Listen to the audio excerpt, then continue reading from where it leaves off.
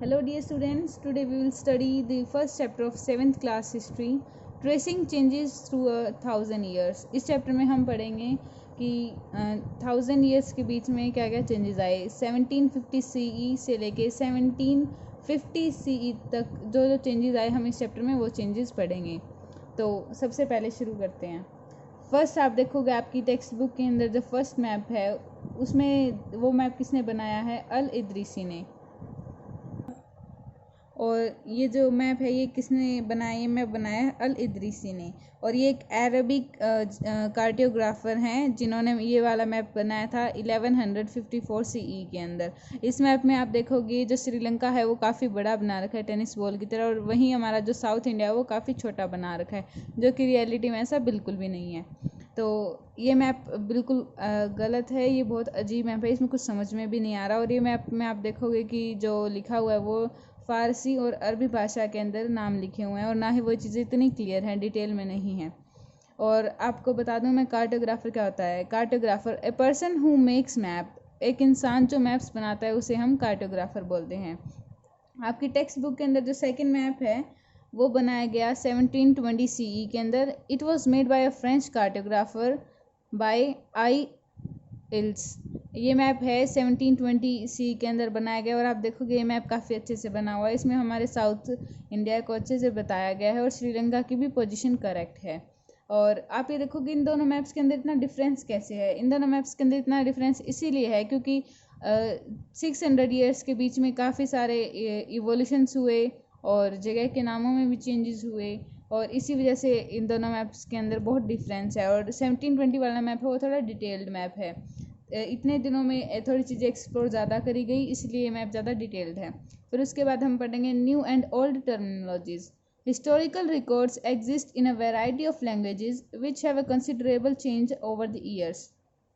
आप देखोगे जो हिस्टोरिकल्स रिकॉर्ड्स होते हैं वो बहुत सारी विभिन्न भाषाओं में लिखे होते हैं, और जिनके अंदर जो चेंजेस होते हैं वर्ल्ड के वो भी होते हैं।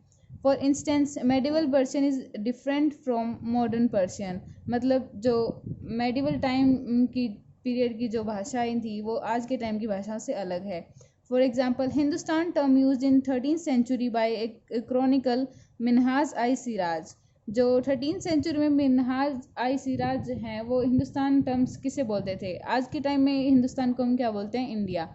और इस हिंदुस्तान का मतलब होता है जैसे हमारा पूरे इंडिया को लोकेट करता है ये, north to south, east to west, इसके अंदर पूरा इंडिया आता है, जैसे कश्मीर टू कन्याकुमारी। और लेकिन 13th सेंचुरी के हिंदुस्तान में आता था सिर्फ जो वो एरिया जैसे पंजाब, हरियाणा, दिल्ली, गंगा और यमुना के प्लेन्स के बीच का एरिया आता था इस हिंदुस्तान के टाइम में, और जो सल्तनत थी उसे बोला जाता था। और फिर 14th सेंचुरी में बाबर ने बोला था हिंदुस्तान को, बाबर ने इस हिंदुस्तान को इस कल्चर के अकॉर्डिंग बताया था। उसने बोला भाई उसे हिंदुस्तान पसंद आया, तो उसे ज़रूरी नहीं कि उसे हिंदुस्तान का एरिया पसंद आया, उसे वहाँ का कस्टम कल्चर भी पसंद आया हो सकता है। वैसे ही एक और एग्जांपल है फॉरनर, परदेसी या अजनबी भी हम बोलते हैं जिसे। पहले टाइम में फॉरनर किसे बोला जाता था? फॉरनर उसे बोला जाता था जो अगर उस टाइम में जो है फॉरनर किसे बोला जाता है? अगर एक गांव से दूसरे गांव में कोई बंदा चला जाता, व्यक्ति चला जाता, तो उसे वो फॉरनर कंसिडर करते थे। लेकिन आज के टाइम में हम फॉरनर किसे मानते हैं? जो दूसरी कंट्री से आया होता है उसे हम फॉरनर बोलते हैं। अब नेक्स्ट टॉपिक है historians and their social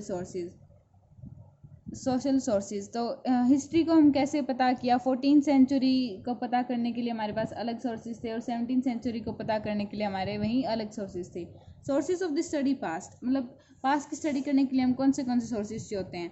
coins, inscriptions, architecture and textual records. Coins अलग अलग टाइम में अलग अलग टाइप के सिक्के होते थे।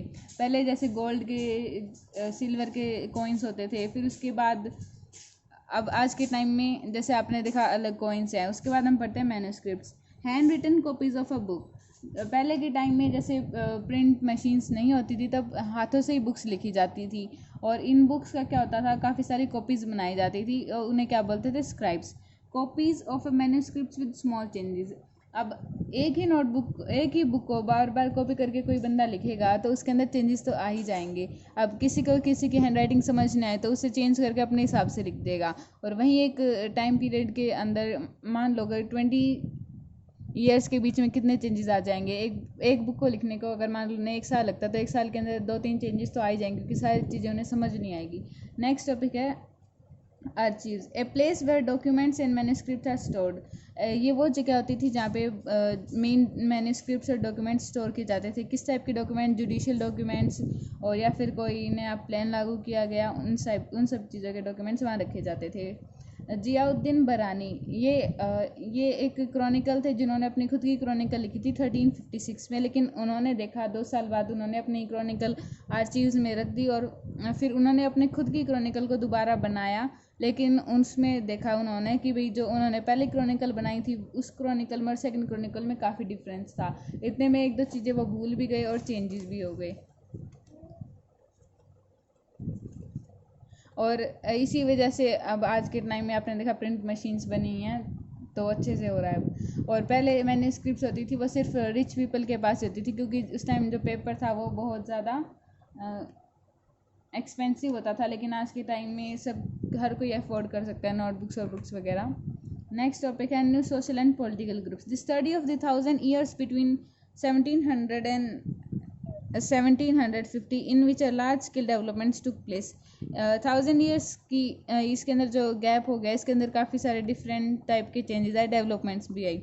Habitat, the environment of a region and the social and economical lifestyle of its residents. Habitat क्या होती है, जहाँ हम रहते हैं, रहन सहन के तरीक़ों को हम हैबिटेट बोलते हैं। जातीज and caste, habitat led to development of जातीज। जिन लोगों का अलग अलग रहन सहन के तरीके को हम हैबिटेट बोलते हैं, तो जिन लोगों का अलग अलग तरीका होता था तो वे अलग अलग जातीज और कास्ट में डिवाइड कर दिए गए थे, और इन लोगों की खुद की पंचायत होती थी जिसे हम बोलते थे जाति पंचायत। इसकी वजह से थोड़ा बहुत डिस्क्रिमिनेशन भी आने लगा था उस टाइम में। अब है regions and empires, the main empires were Cholas, Tughlaqs और मुगल्स। हर रीजन के अलग अलग एम्पायर थे। जैसे आपने देखा पंजाब में 6 होते थे, वैसे ही यूपी और दिल्ली के रीजन में होते थे तुगलुक और मुगल्स, जहाँ पे बाबर, अकबर इनका राज चलता था। वहीं चोलास होते थे, ये होते थे साउथ इंडियंस में, तमिल्स का राज होता था, उसे हम बोलते थे Cholas. Ghiyasuddin Balban, he was the sultan of Delhi since 1266 to 1287।